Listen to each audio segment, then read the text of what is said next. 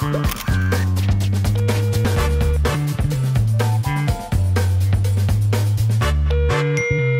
avez un nouveau message.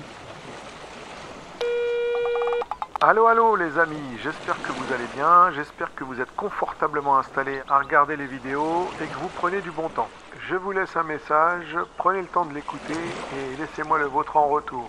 Voilà, je vous donne un petit conseil. Avant même de réserver ou d'acheter vos billets pour la Thaïlande, il va déjà falloir vérifier votre passeport et sa conformité. En effet, il faudra que celui-ci soit encore valable au minimum 6 mois après votre départ de Thaïlande.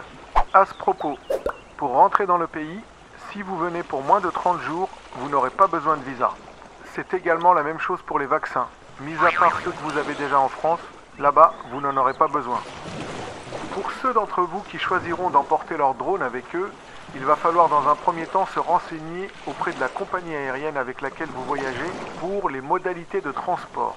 Ensuite, il va falloir vous rendre sur le site de l'aviation civile thaïlandaise pour enregistrer votre drone. L'enregistrement se fait soit en anglais, soit en thaïlandais. Il n'y a pas d'alternative en français, et c'est bien dommage.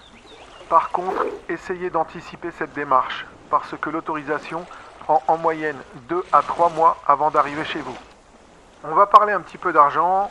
Ici, on appelle ça le baht thaïlandais. Le taux de change varie en fonction de la période à laquelle vous venez. Pour 1 euro, vous aurez en moyenne entre 35 et 40 bahts.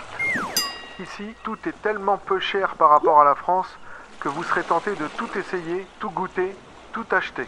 Mais faites attention, à la fin du séjour, l'addition peut être très salée. Pour ceux qui viennent ici en pensant qu'ils seront déconnectés du monde, détrompez-vous. En Thaïlande, les opérateurs téléphoniques n'ont rien à envier aux opérateurs français. Ici, le Wi-Fi, la 4G et l'Internet fonctionnent à plein débit. D'ailleurs, si vous ne voulez pas vous retrouver avec des factures faramineuses à votre retour en France, je vous conseille dès votre arrivée en Thaïlande de prendre votre téléphone et de le mettre tout de suite en mode avion. Parce que malheureusement certains opérateurs, pour ne pas dire tous, se gavent dès l'instant où l'on oublie d'activer cette option. Pour ceux qui souhaitent rester connectés avec le reste du monde, je vous conseille cette carte-ci. Pour 300 bahts, vous aurez Internet et le Wi-Fi 4G pendant 8 jours, et ce, quel que soit l'endroit où vous vous trouvez sur l'île. Que vous soyez à votre hôtel, dans la rue, à la plage, dans la jungle, je peux vous assurer que c'est une carte qui fonctionne très bien. Voilà, j'espère que ces petits conseils vous seront utiles, qu'ils vous aideront à préparer votre voyage.